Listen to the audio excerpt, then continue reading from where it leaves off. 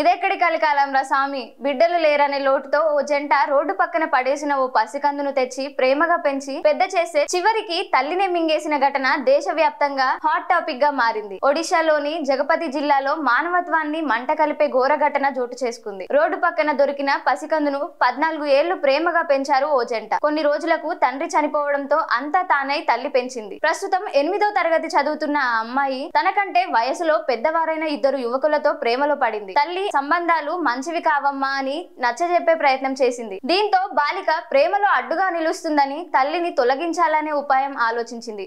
April 29న నిద్ర మాత్రలు కలిపిన పానీయం తల్లికి ఇచ్చి ప్రియులతో కలిసి దిండును తల్లి ముఖంపై గట్టిగా వేసి ఒత్తడంతో ఊపిరాడకుండా పెద్దావిడ చనిపోయింది.